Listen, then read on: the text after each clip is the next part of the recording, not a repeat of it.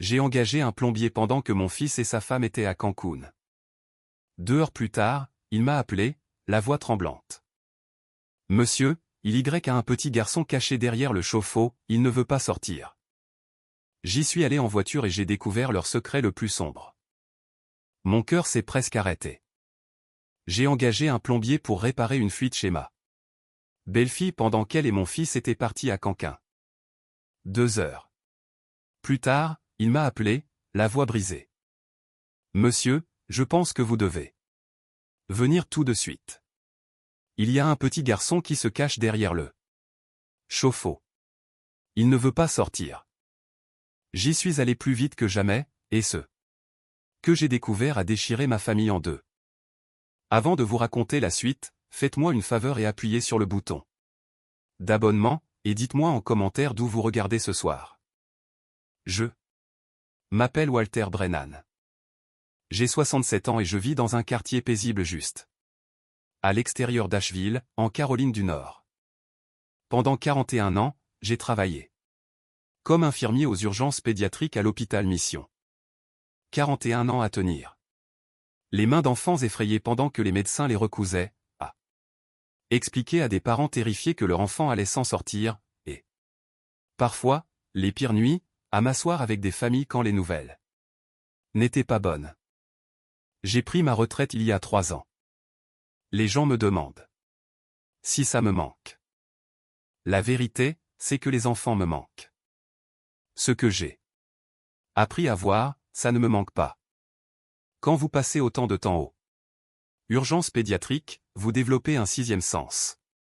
Vous pouvez dire quelles ecchymoses viennent d'une chute de vélo et lesquelles viennent d'un point fermé. Vous apprenez la façon dont les yeux d'un enfant dérivent vers le parent avant de répondre à une question. Vous apprenez à lire le silence.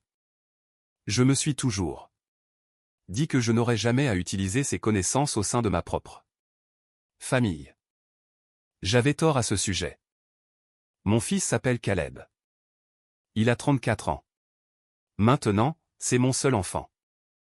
Sa mère, ma femme Diane, est décédée d'un cancer des ovaires il y a 11 ans, et après son départ, nous n'étions que tous les deux pendant un certain temps. Caleb travaille comme directeur régional pour un distributeur de pièces automobiles, gagne un bon salaire, conduit un pick-up noir qu'il lave tous les samedis. Il avait l'habitude de m'appeler tous les dimanches soirs, comme une horloge. Salut, Pop, je prends des nouvelles. Nous parlions du match des Panthers, d'une partie de pêche que nous envisagions, de rien en particulier. Juste un père et un fils qui gardaient le contact. Cela a changé quand il a rencontré Britney Carlile il y a 5 ans. Elle avait 29 ans. Divorcée, avait un diplôme en marketing qu'elle ne semblait jamais utiliser, et elle avait ce que les gens ici appellent poliment de la présence. Un rire fort, des sacs à main coûteux, le genre de femme qui entre dans une pièce et la réorganise sans demander. Le premier Thanksgiving où je les ai reçus chez moi. Elle a passé tout l'après-midi sur son téléphone à faire défiler et à taper. Quand je lui ai demandé si elle voulait m'aider à découper la dinde, elle m'a regardé comme si je lui avais demandé de la découper dans le jardin. Caleb l'a épousée 8 mois plus tard dans un complexe hôtelier à Cabo. Je n'ai pas été invité au dîner de répétition. Je me suis dit que c'était juste la façon dont les jeunes faisaient les choses maintenant. Je me suis dit beaucoup de choses. Il y a 3 ans, j'ai fait ce que je pensais être un geste aimable. Je possédais un ranch en briques de 4 chambres sur Linden Avenue, la maison où Caleb a grandi. Après la mort de Diane, c'était trop calme, trop plein d'elle. Je parlais de le vendre et de déménager dans quelque chose de plus petit depuis des années, alors j'ai dit à Caleb et Britney qu'ils pouvaient emménager sans loyer. Pendant qu'ils s'installaient. J'ai gardé l'acte de propriété à mon nom, en partie parce que mon avocat Frank me l'avait dit, et en partie parce que 41 ans. Avoir des familles se déchirer m'avait appris que rien ne protège l'amour. Comme la paperasse. Pop, tu es le meilleur, dit Caleb, me serrant fort le jour où je lui ai donné les clés. Nous n'oublierons pas ça. Je veux que tu le sache.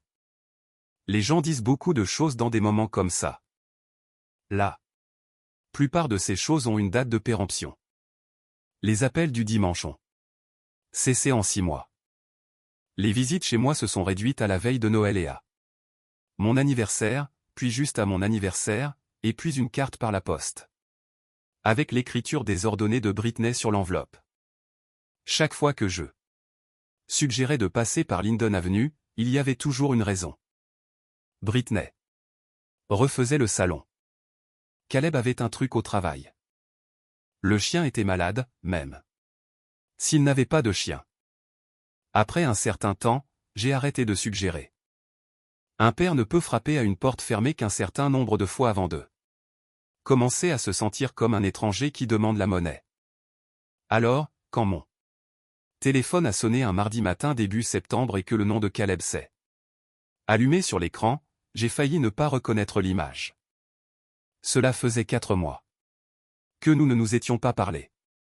Et, Pop, écoute. J'ai besoin d'un coup de main pour quelque chose. Pas de comment vas-tu, pas de comment ça va. Juste la demande directe, comme quelqu'un qui sait déjà que la réponse sera oui. Demande les choses. Qu'est-ce qui se passe, mon fils? Britney et moi nous envolons pour Canquin ce samedi, 8 jours dans cet hôtel tout compris qu'elle voulait essayer.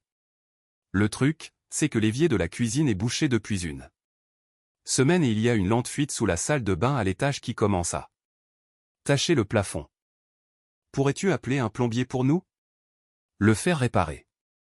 Pendant notre absence. Je te rembourserai par Venmo quand nous serons rentrés. Promis. J'étais assis à ma table de cuisine, regardant le mot croisé à moitié. Fini devant moi. 8 jours à Canquin et il ne pouvait même pas s'épargner un rendez-vous avec un plombier, mais ils pouvaient m'appeler quand ils avaient besoin de quelque chose. Je n'ai plus la clé de ta maison, Caleb. J'ai rendu le double quand tu as demandé. C'est vrai, c'est vrai. J'en laisserai une sous la jardinière sur le porche, celle grise avec la plante grasse morte. Fais-le venir. Dimanche matin. La plomberie va s'aggraver si ça traîne. Pourquoi ne fais-tu pas venir quelqu'un aujourd'hui avant de partir?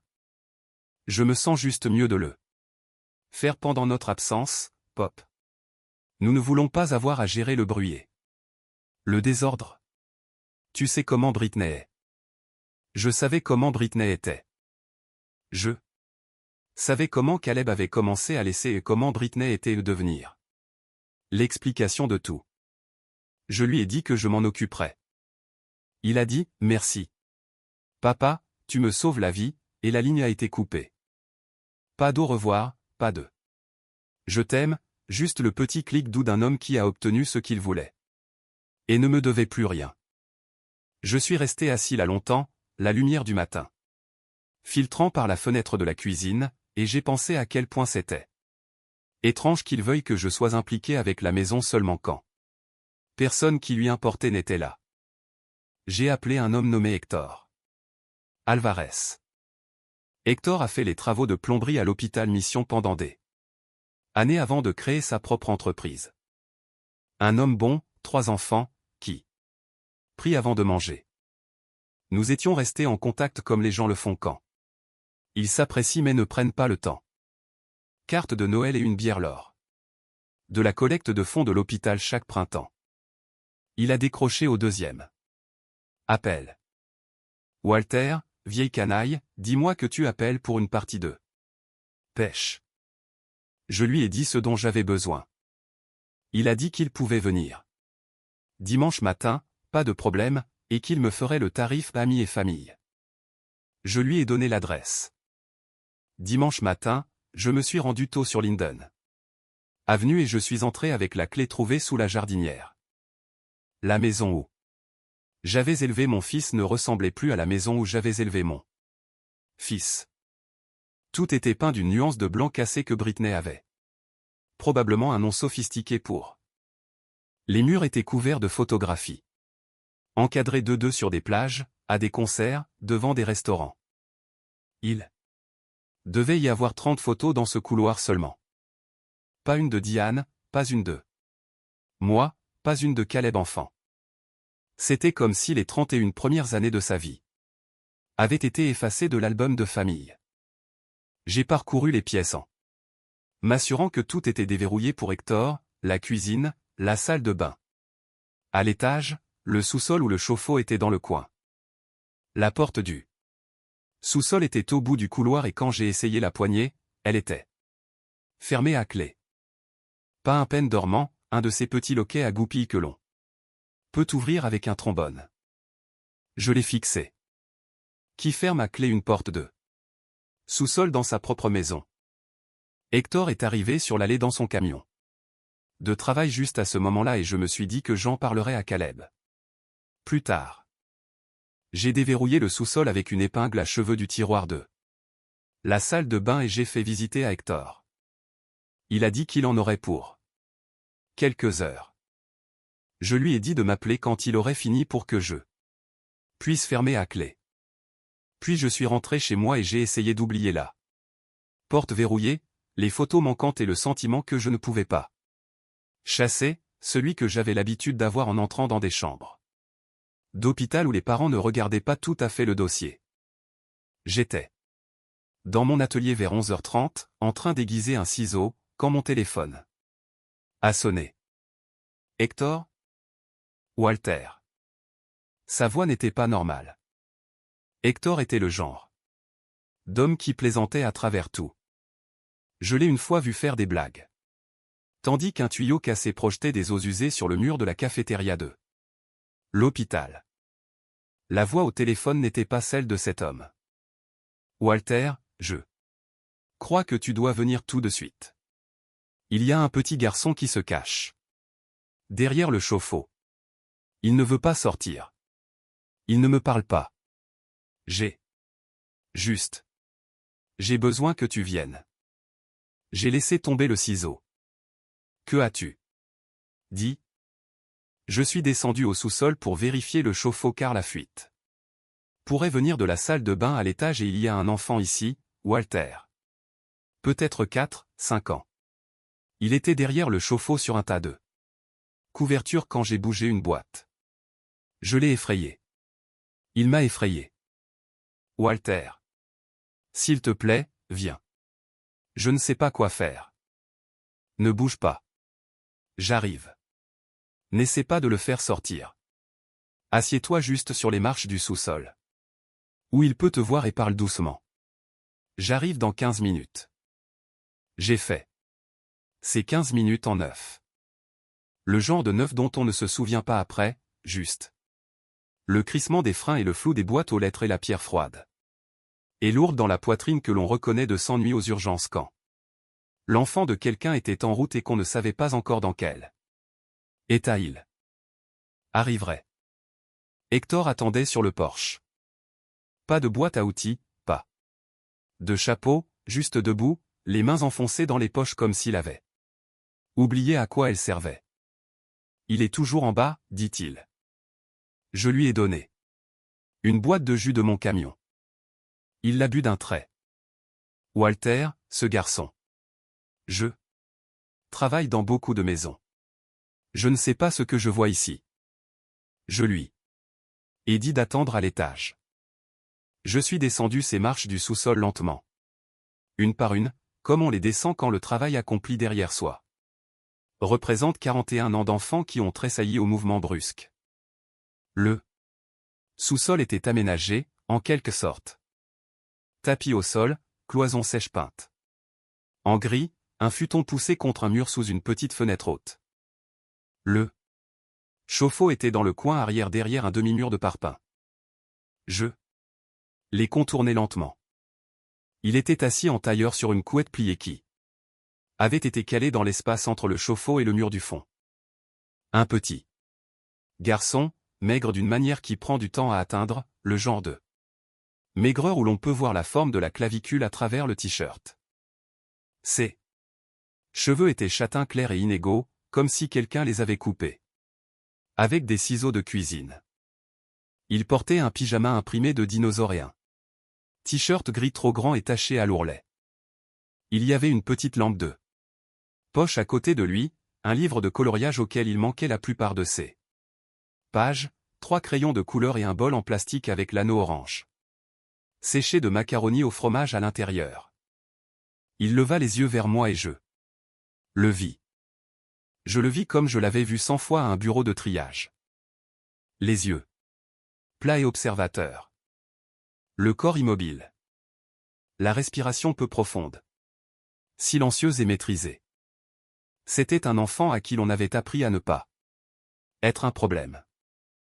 Je me suis accroupi à environ 2 mètres de lui, plus bas que sa ligne de vue, et j'ai posé mes mains à plat sur le tapis pour qu'il puisse les voir. Salut, petit. Je m'appelle Walter. Je ne vais pas m'approcher plus que ça, d'accord? Je vais juste m'asseoir là 1 minute. Il ne bougea pas. Il ne cligna pas des yeux. L'homme à l'étage qui t'a fait peur, il s'appelle Hector. C'est un de mes amis. Il ne savait pas que tu étais là. Personne n'est en colère contre toi. Je te le promets.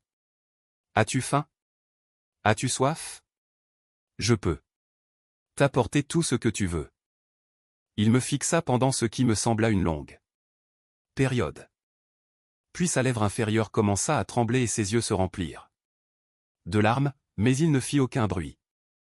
J'avais déjà vu ça aussi. Des enfants qui ont appris à ne pas pleurer à voix haute.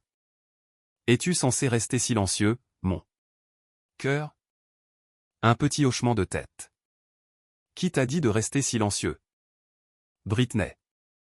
Le nom atterrit dans ma poitrine comme un coup de marteau. Il le dit. Comme d'autres enfants pourraient dire le nom d'un professeur qu'ils craignaient. Sans le mot maman, sans le mot tante, juste Britney. Aussi simple que l'os. Peux-tu me dire ton nom? Une autre longue pause. Ellie. Ellie, c'est un bon nom. Quel âge as-tu, Ellie? J'ai 4 ans. J'aurai 5 ans à Noël. Ellie, puis-je te demander quelque chose? Et tu n'as pas à répondre si tu ne veux pas. À qui est cette maison? À Caleb et Britney. Sa voix était un peu plus forte maintenant. Caleb est mon papa parfois. La pièce devint très silencieuse. Parfois. Quand il rentre des voyages, il dit « Salut, Ellie ». Et parfois il me donne un sneaker. Les voyages, c'est quand les gens sont là. Alors je dois être en bas. Les gens. Quels gens, Ellie? Les amis de Britney. Ils viennent avec les caméras et les lumières, et ils prennent des photos dans la cuisine et le salon. Britney dit que je n'ai pas le droit d'être sur les photos parce que je ne fais pas partie de la marque. J'ai dû m'asseoir alors. Juste là, sur le tapis du sous-sol, à 2 mètres de cet enfant, j'ai dû poser ma main à plat sur le sol pour ne pas basculer. J'étais infirmière depuis 41 ans. Je pensais avoir vu le pire de ce que les gens font. Je n'avais pas vu ce pire. Ellie, mon cœur, quand as-tu mangé pour la dernière fois? Il y réfléchit. Britney m'a fait des sandwichs dans le petit frigo avant qu'ils ne partent. Il en reste encore et des jus de fruits. Elle a dit que les sandwichs étaient pour 2 jours chacun. Le petit frigo. Il y avait un mini-frigo coincé sous les marches du sous-sol, le genre que les étudiants achètent. Je ne l'avais même pas remarqué. Ellie, quand reviennent-ils? Quand le calendrier arrive au cercle rouge. Il désigna le mur. Il y avait un calendrier en papier punaisé au-dessus du futon. La date du jour avait un smiley au crayon. 8 jours plus tard, un cercle rouge avait été dessiné autour de la date au marqueur rouge. 8 jours. 8 jours de sandwich pré-préparés dans un mini-réfrigérateur, et une lampe de poche, et un livre de coloriage auquel il manquait la plupart de ses pages. Ellie, puis-je te demander encore une chose? Quand maman ou Taki vit ici avec toi. Ma voix tremblait et je détestais ça parce que je savais qu'il pouvait l'entendre. La dame, Britney, et Caleb parfois. Ma maman est allée au ciel il y a longtemps. J'étais petit. Je ne me souviens pas d'elle. Britney a dit que j'appartiens à Caleb à cause des papiers. Les papiers. La chose froide dans ma poitrine devint plus froide. Ellie, est-ce que ça irait si je te prenais et que nous montions à l'étage pour que je te prépare un vrai repas? Tu n'as plus besoin de rester derrière le chauffe-eau. Il me regarda de ses petits yeux méfiants. Britney sera-t-elle en colère? Je ferai personnellement en sorte que Britney ne soit plus jamais en colère contre toi, aussi longtemps que tu vivras. Me fais-tu confiance pour ça? Il y réfléchit. Il avait 4 ans et il était en train de peser si je devais lui faire confiance. Il hocha la tête. Je tendis les mains. Il vint à moi de lui-même. Il ne pesait presque rien. Je le portais en haut des marches du sous-sol et Hector se tenait dans la cuisine, les larmes coulant sur son visage. Un homme que j'avais vu réparer une canalisation. D'égout, les pieds dans le pire, et il pleurait parce qu'il savait ce que je savais. J'assis Ellie à la table de la cuisine et je lui fis un sandwich au beurre de cacahuètes et à la confiture, la seule chose que je pus trouver dans les placards qui n'était pas la nourriture macro préportionnée de Britney dans des récipients en verre. Hector lui a versé un verre de lait. Le garçon a mangé ce sandwich comme des hommes affamés dans de vieux films. Puis il en a mangé un autre. Pendant qu'il mangeait, j'ai appelé le 911. Je leur ai donné l'adresse. Je leur ai dit que j'étais une infirmière des urgences pédiatriques à la retraite et que j'avais un enfant malnutri, possiblement négligé à long terme. Possiblement séquestré illégalement. J'ai demandé une unité et une intervention rapide des services de protection de l'enfance, CPS. La répartitrice connaissait les codes que j'utilisais parce que les infirmières utilisent ces codes. Puis j'ai appelé mon ami René Holcon qui dirige l'équipe de traumatologie pédiatrique à mission. René, j'ai besoin que tu prennes un patient personnel pour moi aujourd'hui. Elle n'a pas demandé pourquoi. Elle a dit, apporte-le. La première adjointe du comté de Buncombe qui est arrivée était une jeune femme nommée l'agente Patel. Calme, prudente, exactement ce que j'aurais espéré. L'enquêteur du CPS est arrivé 20 minutes plus tard, un homme d'une cinquantaine d'années nommé Dal Whitfield que j'avais croisé peut-être une douzaine de fois dans ma carrière. Walter, dit-il en me voyant. Qu'est-ce qu'on regarde? Je lui ai dit, le sous-sol. Le mini-frigo. Le calendrier. Les sandwichs portionnés. La lampe de poche. Le fait qu'Ellie devait être silencieux pour les caméras. Le fait que le garçon m'avait dit que sa belle-mère disait qu'il ne faisait pas partie de la marque. Le visage de Dal n'a pas beaucoup changé. Les gens de notre métier, nos visages cessent de changer après un certain temps. Il a juste tout noté, chaque mot. Puis lui et l'officier Patel sont descendus au sous-sol et ont tout photographié. Le bol de macaroni à moitié mangé. Le calendrier avec le cercle rouge. L'espace derrière le chauffe-eau. Un enfant de 4 ans avait été contraint de vivre pendant 8 jours d'affilée. Ellie est monté dans mon camion jusqu'à l'hôpital Mission parce qu'ils l'ont laissé faire. Parce qu'il avait déjà eu assez d'étrangers pour une journée. René nous a rencontré à l'entrée latérale avec un fauteuil roulant dont il n'avait pas besoin et un éléphant en peluche dont il avait grandement besoin. Elle le prit doucement et me regarda par-dessus sa tête, et ses yeux me dirent tout avant que les résultats des analyses n'arrivent. Ils l'ont gardé toute la nuit. Les conclusions médicales étaient exactement ce que mes mains m'avaient déjà dit. Malnutrition significative. Carence en vitamine D compatible avec un manque prolongé de lumière du soleil. Carie dentaire non traitée sur 3 dents. Une fracture en bois vert partiellement cicatrisée à son avant-bras gauche qui s'était ressoudée de travers parce que personne ne l'avait emmené chez un médecin. Aucun dossier de soins pédiatriques d'aucune sorte depuis plus de 2 ans. Aucune inscription scolaire. Aucune vaccination après l'âge de 2 ans. Pour l'État de Caroline du Nord, Ellie Brennan avait simplement cessé d'exister. En 2023. Pendant que les médecins travaillaient, je me suis assis dans la salle d'attente des familles avec Dal et nous avons reconstitué l'histoire.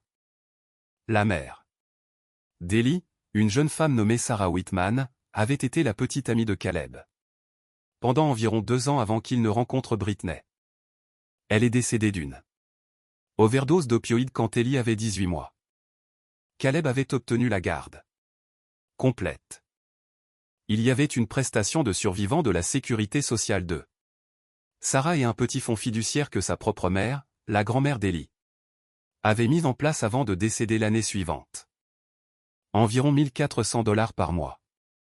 Déposé sur un compte au nom d'Ellie avec Caleb comme tuteur. J'ai fait consulter les relevés bancaires par Dal cet après-midi-là.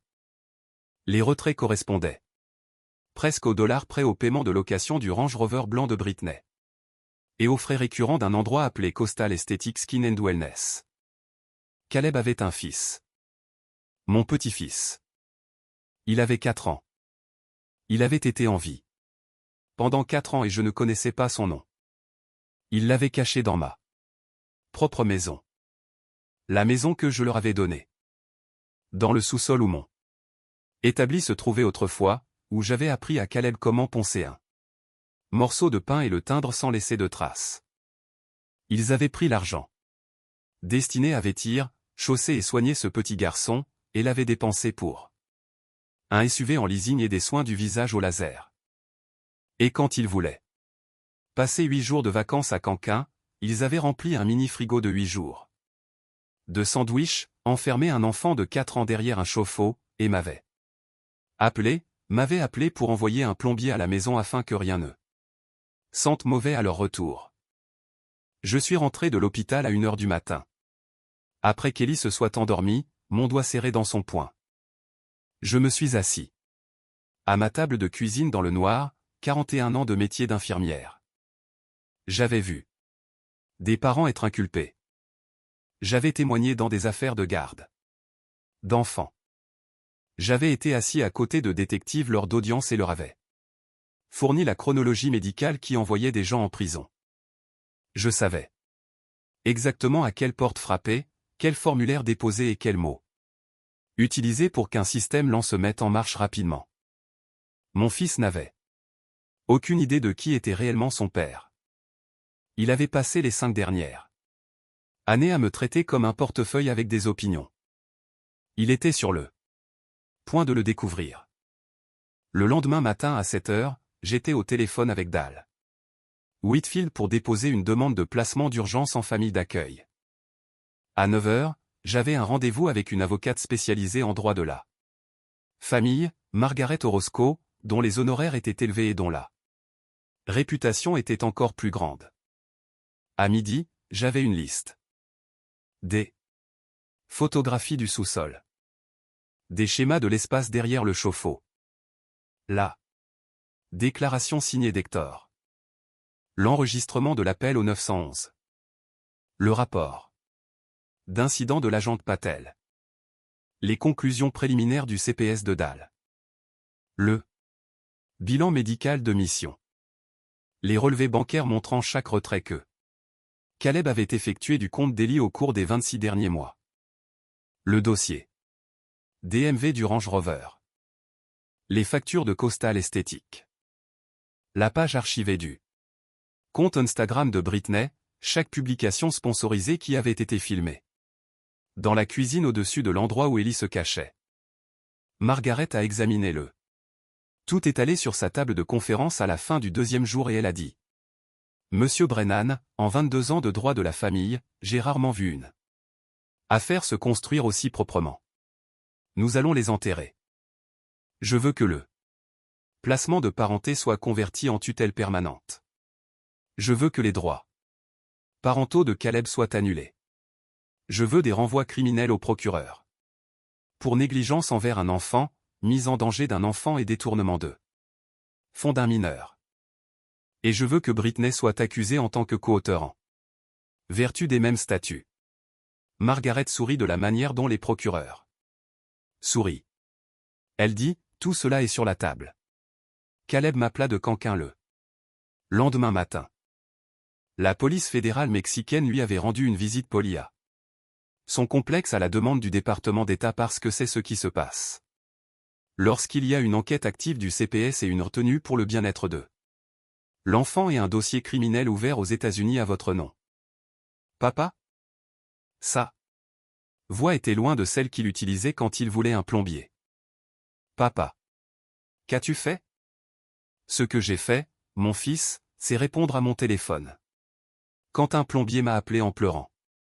Ce que tu as fait est quelque chose que j'essaie encore de comprendre. Tu ne peux pas prendre mon enfant, il est à moi. Les papiers disent qu'il est à moi. Les papiers, Caleb, sont ce qui est sur le point de t'enterrer.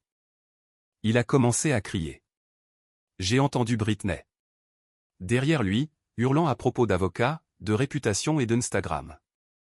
J'ai tenu le téléphone éloigné de mon oreille jusqu'à ce qu'ils aient fini, puis je l'ai remis. Écoute-moi très attentivement, mon fils. Tu vas rentrer à la maison. Tu vas te rendre au bureau du shérif du comté de Buncombe et tu vas te livrer pour interrogatoire. Tu ne mettras pas un pied sur Linden Avenue. Les serrures ont été changées hier après-midi par mon serrurier parce que cette maison est à mon nom et tu es maintenant une personne sous enquête criminelle par l'État de Caroline du Nord pour maltraitance d'un mineur sur ma propriété. Si tu veux un avocat, tu ferais mieux d'en engager un avant que ton avion n'atterrisse. Et une dernière chose, ne dis jamais, jamais, dans cette vie ou dans la prochaine, le nom de famille de ce petit garçon devant moi. Il était Ellie Whitman le jour où sa mère est morte et il est Ellie Whitman le jour où je te l'enlève des mains. La dernière chose que tu lui as prise était la seule chose que sa mère lui ait laissée. Tu vas la lui rendre. La ligne est coupée. Les 9 mois suivants furent une guerre menée dans les salles d'audience, les bureaux des services sociaux, CPS, et la clinique pédiatrique de l'hôpital Mission, où Ellie se fit soigner les dents, se refit casser et remettre son bras. Et commença un calendrier de vaccination à 0. Je dormis sur le canapé de ma petite maison et lui donnai ma chambre. Je lui achetai un vrai lit, une couette avec des planètes, une veilleuse en forme de champignon, un placard plein de vêtements qui lui allaient. Je l'ai inscrit à une petite école Montessori pour la maternelle, où l'enseignante a pleuré la première fois qu'elle a vu ses papiers d'admission, puis ne l'a plus jamais laissé la voir pleurer. J'ai appris à cuisiner 3 repas par jour pour un enfant au lieu d'un par jour pour un vieil homme. J'ai appris la différence entre les chariots ordinaires et le genre qu'un enfant de 4 ans mangera réellement. Je me suis assis sur le sol de la cuisine avec lui et nous avons dessiné des images avec les nouveaux crayons que j'ai achetés, ceux de la grande boîte jaune, les 64 couleurs. Parce que personne n'allait plus jamais rationner les crayons devant cet enfant. Caleb et Britney ont bien sûr engagé des avocats. Ils ont essayé de prétendre que c'était un malentendu, qu'Ellie s'était caché de lui-même, que le sous-sol était juste l'endroit où il aimait jouer. La juge, une femme nommée juge Antoinette Reeves, qui avait passé sa carrière comme avocate pour enfants avant d'être magistrat, a écouté cet argument avec un visage qui aurait pu faire tourner le lait. Elle a mis fin aux droits parentaux de Caleb à la conclusion de la 3e audience. Elle m'a accordé la tutelle permanente et a approuvé ma demande d'adoption. Britney a plaidé coupable pour 2 ans et un casier judiciaire qui la suivra à chaque entretien d'embauche pour le reste de sa vie. Caleb a porté son affaire en justice parce que son avocat lui a dit qu'il pourrait gagner. Il n'a pas gagné. Il a été condamné à 4 ans et demi de prison d'État pour négligence envers un enfant et détournement de fonds fédéraux et de fiducie de son fils. La juge, lorsqu'elle l'a condamné, a prononcé une phrase que je porterai jusqu'à ma tombe. Elle a dit, « Monsieur, vous avez affamé votre enfant pendant que vous mangiez des crevettes. Le Range Rover a été saisi. La marque Instagram que Britney avait passé 4 ans à construire s'est effondrée en 3 jours lorsque le journal local a publié l'histoire. Les sponsors l'ont lâché un par un. Les abonnés se sont retournés contre elle avec le genre de fureur dont Internet est spécialiste. La dernière fois que j'ai eu des nouvelles, elle travaillait à la caisse d'une station-service près d'Andersonville et n'était pas autorisée à s'approcher à moins de 150 mètres d'un enfant. Quant à Linden Avenue, je l'ai vendue. Je ne pouvais plus y retourner sans voir l'espace derrière le chauffe-eau. J'ai utilisé l'argent pour mettre un véritable acompte sur une petite maison de 2 chambres avec une cour clôturée pour Ellie près d'une bonne école primaire. À 5 minutes à pied d'un parc avec une balançoire qu'il a usée. En un mois. Cela fait 1 an et demi maintenant. Ellie a eu 6 ans à Noël dernier. Il pèse ce qu'un enfant de 6 ans devrait peser. Son bras a guéri droit là. 2e fois. Il rit à voix haute maintenant, ce qu'il n'a pas fait pendant les 3 premiers mois où il a vécu avec moi et la première fois que je l'ai entendu, j'ai dû aller dans la cuisine et faire semblant de chercher quelque chose dans le réfrigérateur pour qu'il ne voie pas son grand-père pleurer. Il m'appelle Pop, le nom que son père utilisait pour m'appeler avant que son père n'oublie. Il dort avec la veilleuse champignon allumée. Il a un meilleur ami dans sa classe de maternelle nommé Marcus qui vient prendre des crêpes le samedi. Son professeur me dit qu'il est intelligent et gentil, et un peu protecteur envers les plus petits, ce qui ne me surprend pas. Il ne pose pas de questions sur Caleb. Il le faisait au début, à la manière discrète dont il posait toutes les questions. Puis, une nuit, il m'a dit, « Pop, je crois que tu es mon papa maintenant. » Et je lui ai répondu, « Mon cœur, je suis tout ce que tu as besoin que je sois, aussi longtemps que tu en auras besoin. » Il a hoché la tête comme un enfant de 4 ans hoche la tête à quelque chose qu'il a déjà décidé. Et il n'a plus jamais demandé. Les gens me demandent parfois si je le regrette. D'avoir appelé le 911 pour mon propre fils, d'avoir déchiré ma famille, d'avoir mis mon propre enfant en prison. Je leur dis la vérité. Ma famille était déjà déchirée. Elle a été déchirée le jour où mon fils a laissé sa femme mettre un enfant derrière un chauffe-eau parce qu'il ne faisait pas partie de la marque. Je ne l'ai pas déchiré, j'ai juste arrêté de faire semblant de ne pas le voir. J'ai passé 41 ans de ma vie à apprendre à lire ce que les enfants effrayés essayaient de ne pas dire. Le jour de ma retraite, je pensais en avoir fini avec ce travail. Il s'est avéré que le cas le plus important de ma carrière m'attendait dans mon propre sous-sol, dans la maison où j'avais élevé mon propre fils. J'ai refait le travail une fois de plus. Je suis content de savoir encore comment faire. Si vous êtes arrivé jusqu'ici, faites-moi une faveur. Allez faire un câlin à un enfant dans votre vie. Regardez-le dans les yeux. Écoutez ce qu'il ne dit pas. Le monde est plein d'Ellie. Certains sont derrière des chauffe-eau et certains sont en pleine vue, et la seule chose qui les fait sortir, c'est quelqu'un qui est attentif. Soyez cette personne. Et si vous voulez savoir ce qui s'est passé la première fois que Caleb m'a écrit de prison pour demander pardon, et ce que j'ai répondu, abonnez-vous car c'est la prochaine histoire que je vais raconter. Bonne nuit de Caroline du Nord. Faites un câlin à vos petits-enfants. Dites-leur qu'ils font partie de la marque.